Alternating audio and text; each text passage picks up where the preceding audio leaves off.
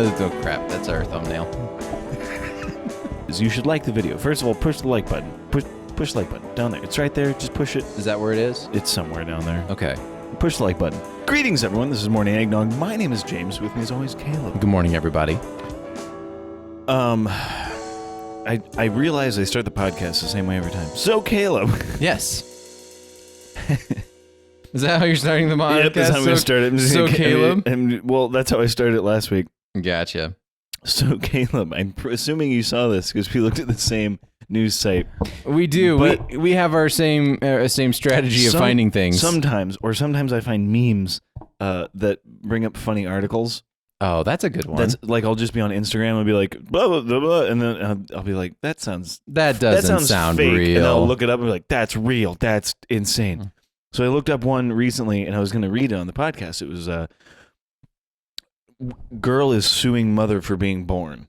Yeah, I could see that. And I was like, oh, that's kind of funny. And then I read it and it was super sad because she has like some disease and it's terrible. And I'm like, well, this is depressing.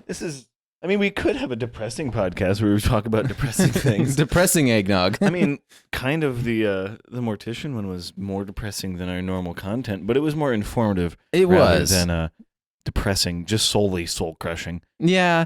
Well, I mean, there was a lot of good content. Like, death is something that happens to everybody, and so it's something that everybody should. Even ants. And so it's something that you should always. Yeah. It's good to know more about the process and how it works and all that stuff. It makes it less scary.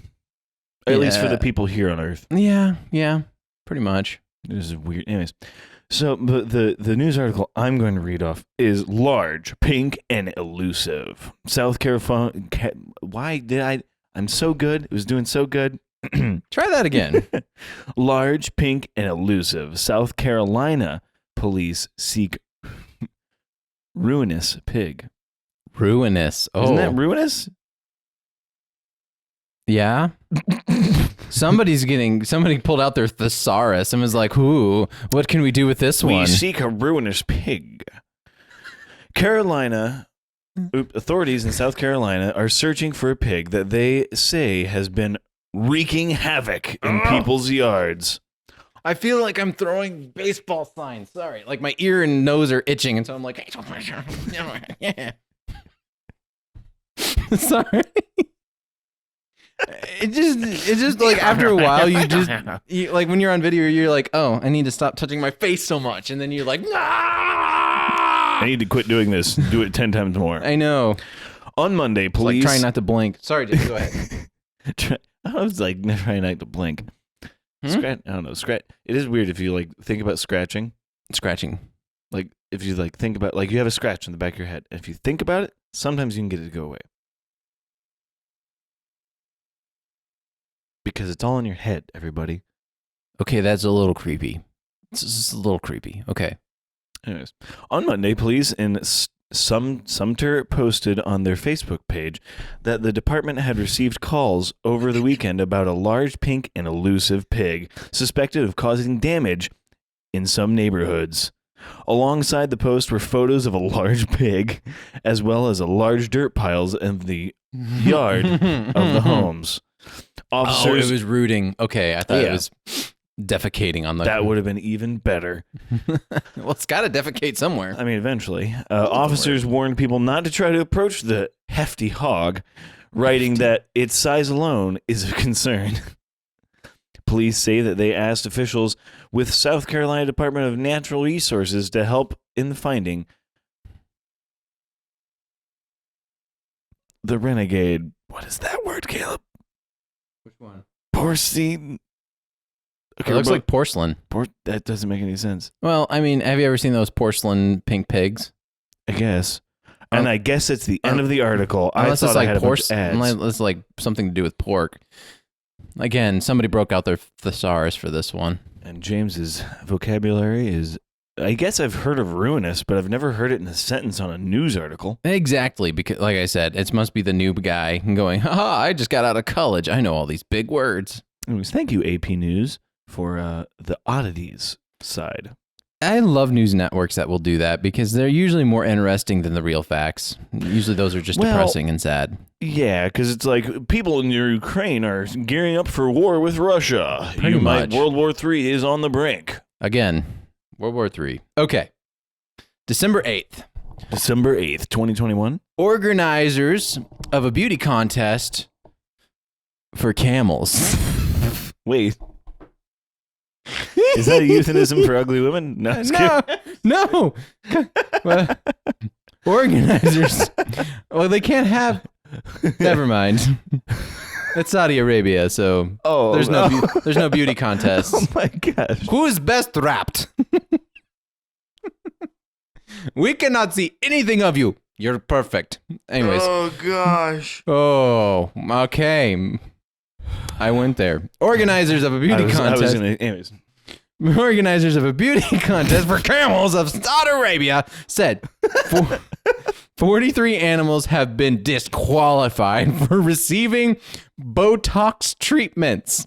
Yeah, sounds about right. Facelifts and other cosmetic procedures. Oh my gosh. So you've heard about the people who spent hundreds of thousands of dollars. There's a guy who wants to look like Ken. He spent $1 million on plastic surgery. Oh gosh. Imagine doing that, but with your camel. Your pet camel who Come you back want your to microphone. win. I mean, it sounds like... I think it's a bunch of really rich guys going, I want to win a competition for my camel. Okay. I know. It's the accent. They just come out. I was just saying that it's a really silly... I don't know. I've never understood beauty contests or like contests of any kind where it has to do with looks. That's true. It's extremely demeaning to women and anybody else involved, especially the camels. The camels, like they're very, very strict about the rules here, and I feel like if a camel wants to be beautiful, it should be seen as beautiful. Yeah, I don't think the camel asked for Botox. No, I don't think. Could you imagine how terrible that would be to be the camel? That would be the most creepiest thing ever. We're going to inject things into your face that you don't know what's coming on. Anyways, officials with the Mothlong King Abdulaziz Camel Festival in the desert northeast of Rataya. It's like trying to read the Old Testament in the Bible. Well, I mean, it's basically the same thing. Yeah.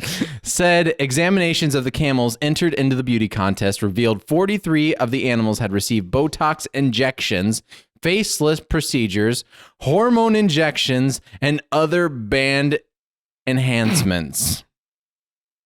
It's like doing steroids. Holy crap! Oh my. The contest, which carries a price of $66 million for the winning animal breeder, features this makes more sense now. Features judges rating the camels based on the shape of their heads, necks, humps, as well as the camel's dress and posture.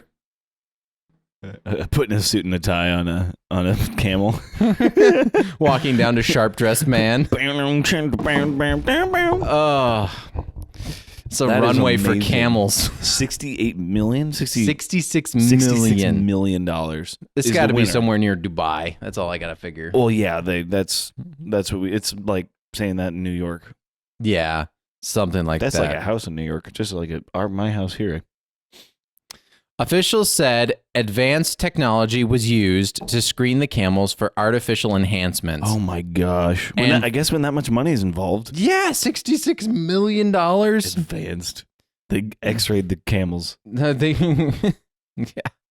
43 of the camels were disqualified due to the findings. They said it was the highest number of disqualifications in the contest in history. Oh my goodness! Could you imagine if they did beauty contests that way? All right, what's the circumference of this dome here? How big's your head? They do it for dogs. I guess they do. And they test people for steroids and stuff. True. Well, but I guess that depends. I actually don't understand how any of that works, and also I don't care. I don't watch any of it, and it's very weird to me. I've never understood. Yeah, like bodybuilding.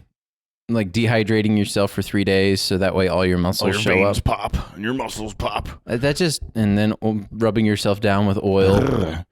It's just kind of creepy. It's not something I'm into. I mean, if you're into it, good for you. Enjoy it. We actually know somebody who was in a competition. Yeah. So it's just weird. It's not weird, but it's weird. It's weird to me. It's not weird to them. Yeah, to them, it's a competition. What it is to me is it's saying, hey, look, I worked out a lot. Here's what I look like after I worked out a lot. Appreciate me. And I'm like, cool. Yeah. Good for you. I am a soft little donut, and I don't work out. I am a donut. I'm a donut. I'm nice and soft and warm. I think that's why guys say they have spare tire, because that makes them sound at least a little harder. Yeah, spare tire. Because we got a keg. You hit it, it's going to be hard, but there's just one. Exactly. There's one whole keg. There's one whole solid subject. Just don't hit the sides. That's where the flabby parts that's where are. The flabby part and where the kidneys are. Those are the sensitive parts. Ooh, don't hit my kidneys. Kidneys and love handles. Don't touch them. I don't want anybody to touch my kidneys. No, don't touch my kidneys.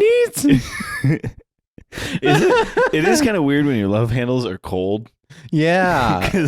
Like the rest of you's hot, and then you touch your love handles and they're freezing. Apparently my body doesn't think these are essential.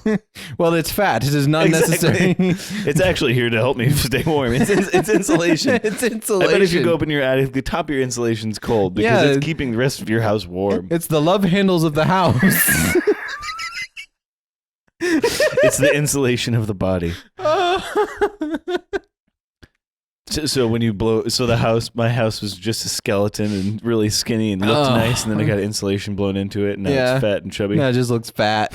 All the other houses are making fun of it. Yeah, you can't go down the runway anymore. Dang it! This is the worst joke I've made today. Oh my goodness! Yeah, let's continue on with this stuff. This is sad, and also it's sad. It's a sad, ridiculous story. In Kingston, New Hampshire, an accidental shooting led to police to a house where there was overrun with more than 70 cats. 70 cats. 70. And was declared uninhabitable because it was covered with feline feces and urine. Oh. Okay, the story is just sad. Police in Kingston got a call from the hospital on Wednesday that a man was admitted to the emergency room with a gunshot wound to the abdomen. Police went to the hospital and spoke to the man, who said he was cleaning a rifle. Okay, anybody, if you are cleaning a rifle, there should not be any ammunition in the room. You should you should not have any. You should double check the weapon and put all of your ammunition in another room, because you don't want any abdomen shots. Not to mention, you can't clean the gun with another bullet. It doesn't work. No, you can't. I will clean out this barrel with another bullet. Who said he was cleaning a rifle and put it on the workbench when it fell on the floor and discharged a round. What? This man is... Well, okay. Well, first off, he's got 70 cats in this house. Yeah, he's probably not all mentally there. Anyways, injuring him. Police concluded that it was an accidental shooting. Police went to the home where they were initially found at least 30 cats. Oh. I feel so bad for these guys. There was an overwhelming odor coming from the outside of the residence. Kingston Police Chief Scott Kane said to the news released Friday. It was discovered inside was completely covered in feline feces and urine. Police called the New Hampshire Society for Prevention of Cruelty to Animals, which removed 67 black and white cats on Tuesday. 5 or more were found on Friday. Oh, so they found more. So they found more. Well, cats. So I went to a person's house and they had a cat. Yeah. And they're like, "Don't let the cat out." All right, I'm going to work. I'm like, "Okay, cool." And they left for work. And I tried to pet the kitty, but it was a little kitten. It was scared of everything. Yeah. And I went in and out, and I must have left the door ajar at one point, and it freaked me out because then no one's home. I searched every nook and cranny in this house and could not find the cat. Yep. And then I left. And we didn't get a call that her cat had been missing. That's good. So that cat hid so well, I couldn't find it at all. I mean, they're sneaky little things. But I think the worst animal abuse story I've ever heard, that's great for the podcast, was actually, I think, it was a construction worker I know. He said he went to a lady's house, and she in her brain thought it was more.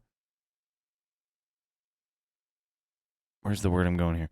It was nicer to the animals. I can't think of the word here. Humane? Humane. There we go. It was more humane to keep the cats in cages. Oh. And so she had like 10 or 15 cats in cages, individual cages in her barn. And then newspaper that she had taken from the cages just piled inside the barn. Yeah. Some people are real screwy, and unfortunately, animals and children get to take the brunt of that silliness once in a while. Yeah. My hidden cat story was I was cleaning a drain in a bathroom, and I had a drill drain cleaner. So I needed a plug. So I was looking around as an old house. Yeah. And there's no plugs in the bathroom. Okay, well, there's a cedar chest right there. So I peek in behind the cedar chest, and I'm like kind of looking around, and suddenly I see two white eyes, and I'm like, okay. And then I hear a and teeth, and I'm like, nah. Alrighty, well, we'll see you later.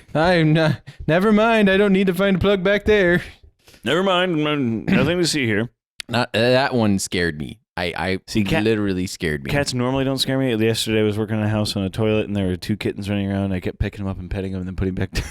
Yeah. I'm so... I don't know why it'd be embarrassing, but I'm embarrassed of a customer coming in and catching me pet their animals. See, I think they would like it, but I'm just like, I'm a man. I'm working on stuff. Exactly. It makes you feel almost less professional. It does, but the kittens and puppies are cute. Yeah. And dogs. Like small dogs that are nice. Oh my gosh. And not complete jerks. Oh, some dogs are evil. I was standing talking to a customer, and they had a knee-high little, because they had little yippy dogs there, so they only had like a knee-high little wall so the dogs couldn't get over it. And I was standing talking to the customer, trying to yell at them over the cacophony of 2 or 3 little dogs barking. And suddenly there was a sharp pain in my knee because one of the dogs bit me. Yeah. I was like, why do you have dogs? What is the point of dogs if you can't have people over? Yeah. Yeah.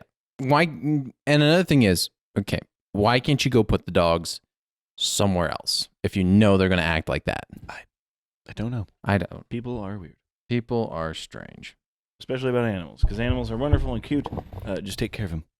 Don't put them in cages, and don't collect more than a few. Don't collect more than a few. It's like children. You should only have a few of them. Otherwise, if you start having 20 of them, stuff starts falling through the cracks. Like children. I used to have 20, but where'd Bobby go? I'm down to 18. Debbie! Well, I don't know why they're called Bobby and Debbie, but otherwise you end up with a Home Alone situation. That is...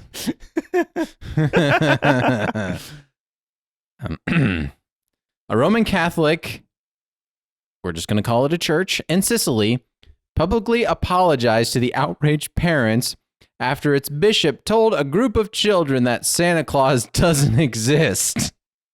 They're not wrong. I don't know. That's a funny story. Continue. I find it hilarious because I'll tell you why I think it's a funny story. Because in my house, we don't do Santa Claus. We're that weird family. What did your children do? What did your children do? So they went to school. You are a bad dad. I know. And we don't tell them to tell other people. No. You know, you need to explain to these children that Santa is not real. So she's got a friend and little friend. And he was going on about how he's excited about Santa showing up to his house. Is this your oldest? My oldest, yes. And she goes, you know Santa's not real, right? And devastated him. and like my wife told me this story, and I looked at her, I'm like, no, we're that family. You're like the people talking about, oh my gosh. We're that family that has that child that goes in and tells everybody. Santa Claus isn't real. Santa Claus is not real. And guess what, bucko? There's the Easter Bunny. Yeah. And the Tooth Fairy. Yeah, your Tooth Fairy? It's your parents too. Yeah, we just sneak into your bedroom at night and put money under your bed like a bunch of creepos. This is kind of a weird... That is such a weird tradition. I don't know where... There's probably some kind of tradition about it, and it made sense. Yeah. I think we've come quite a ways away from myths and legends, to where we don't, because we have all the information we need right here. If your kids, a lot of kids have access to a phone at a very young age, and so a lot of I don't know why I'm getting so psychological about this. It doesn't matter. The point of the story is we never did Santa Claus either. Like, I think we joked about it. Like, we always knew it was fake. Yeah. Yeah, my parents were kind of weird about it. I think I was too logical about it, maybe. I don't remember. Some years my parents would put like on the paperwork, like, or on the paperwork. On the paperwork for the present. On the present, you know, sometimes it would say Santa, sometimes it would say mom and dad, sometimes it said Jesus. I mean, it was just, you know, it's kind of like what mom was doing at the time. Jesus got you a present. Jesus got you presents. It's nails. He's the it's the reason for the season. Jesus got you this gift. I mean, it was weird. Like, sometimes it was just weird. And then, you know, so I just realized that there's no Santa Claus for Christians is Jesus wasn't born on December 25th. Yeah. He was actually probably born in the spring. And also, the wise men didn't probably get there till he was 2 or 3. Yes. But that doesn't mean we can't throw them all together. But that's Santa's not real for Christians. And the potluck of the nativity scene. Yeah, might as well. That's what the nativity scene is. It's a potluck. It's a potluck. They bring incense, myrrh, gold. Throw some camels in there with Botox surgery. Had a sheep. Here's that. Take it to the potluck. Anyways, where was I? We were talking about a kid disturbing children. That's a good song. Yeah. Yeah, that little boy. Let's bring him silver and gold. I don't have any, but you guys do. How about a blanket? How about some soup? Communistic child. Bring him silver and gold. I don't have any, but you guys do. Where were we going with this? Oh. Said the little sheep to the shepherd boy. Tim Hawkins has a great breakdown of that song. Was trying to underline the true meaning of Christmas and the story of St. Nicholas, which is actually really cool. Yep.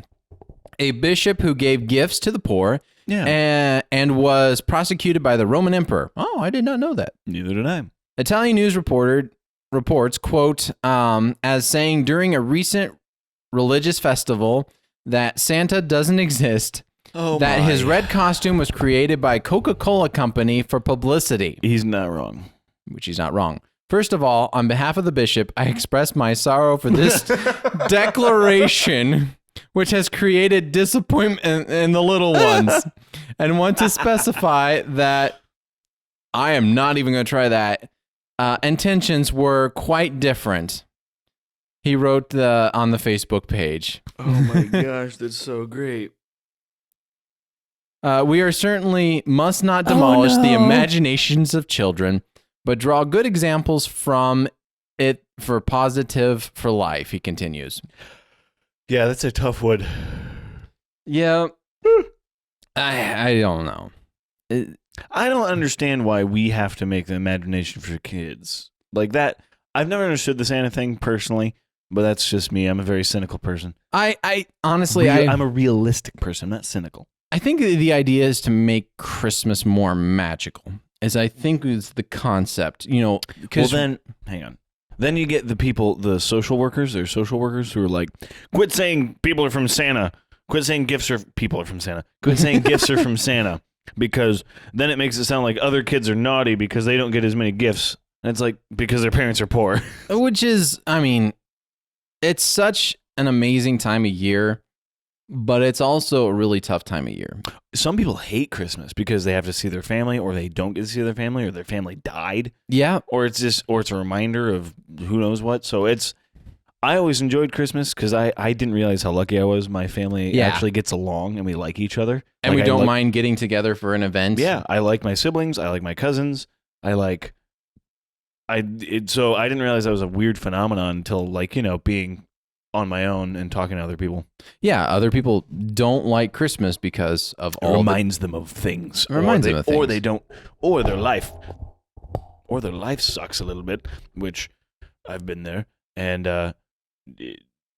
you're like, well, why should I be happy? Yeah, and if you think, like, you know, I've been to some homes where people are poor. Yeah, and Christmas is different than in my house, for my kids.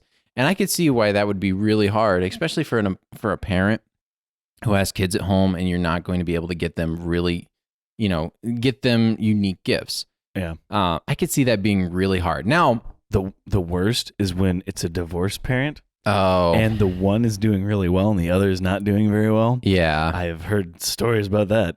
Yeah. So honestly, what my wife and I do, just so you guys know, I don't know why I'm telling you, but anyways, we don't really get our kids a lot of like top rated gifts. No. A lot of times what we do, kids don't care about things in about 20 minutes, is honestly, we go to a lot of secondhand stores and get cool things for a lot cheaper. Now that might sound bad, but thankfully, actually, it's easier to get kids gifts now because there's no commercials. I mean, there is, but not for your kids. Exactly. Well, yeah, because we watch Netflix. It is a lot stuff. easier because I remember, although I don't remember wanting it, but maybe that's just me being dumb in the past. But like on Saturday mornings, I would used to get up and watch cartoons. Yeah, and there would be just commercials for just stuff. Yeah, and cool things. But like, I don't remember wanting it. Yeah, I think either it's just me remembering wrong, or I think for me it was when we would get like the Sears catalog. Yeah. And the Sears catalog would come in, and it was for me so amazing. For me, it was the Lego catalog. Oh, the Lego catalog!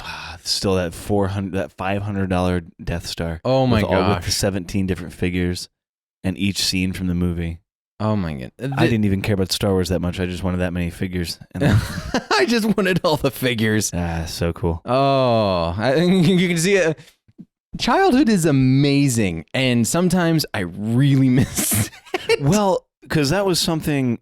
What was what it was? Somebody was talking about VR, and they were talking about how when it was childlike wonderment, and they said, "I am a very cynical 25-year-old." He said, "I have not had the childlike wonderment." He was trying a $5,000 VR set. Yeah, you showed me that video. Okay. And he's like, "I haven't felt this way since I was a kid." And he said, that alone is amazing.